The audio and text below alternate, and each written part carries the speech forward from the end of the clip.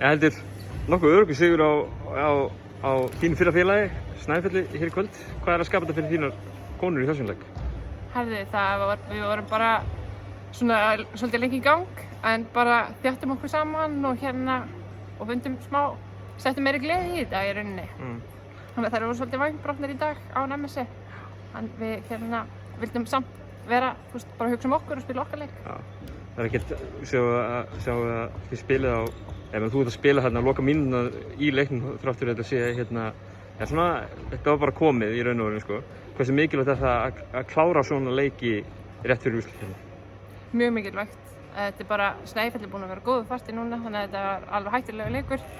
En náttúrulega hjálp bara að sjá bikarinn á borðinu og var í rauninni ekkert öruggt fyrir leikinn, þannig að við viljum klára þennan og næsta bara sem undirbúning fyrir úrslitakeppnina, bara koma okkur á þann besta stað og þar sem við viljum vera.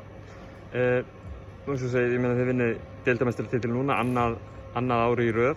Það er svolítið skrýtnu og kannski erfiðu tímabili núna þar sem þið takið þetta. Þið eru hægar í gang á tímabilinu en svo einhvern veginn virðist þetta allt vera að smella hjá okkur núna á síðustu vikum og mánuðum.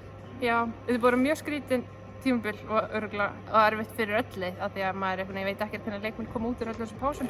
Þannig að ég er mjög stolt af okkur núna í dag og bara öllum þessum tíma að klára þetta saman. Nú er einn leikur eftir hjá okkur, það er Keflavík. Er það ekki inn í Keflavík?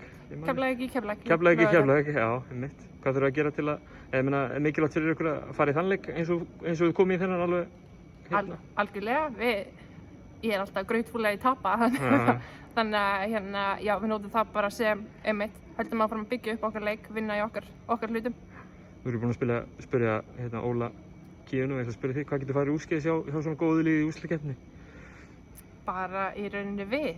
Ég held að ef við hugsum ekki okkur og sýnum það sem ég geti gert, þá erum við í vont málum. En ég hef fulla trú á okkur. Frábært, takk.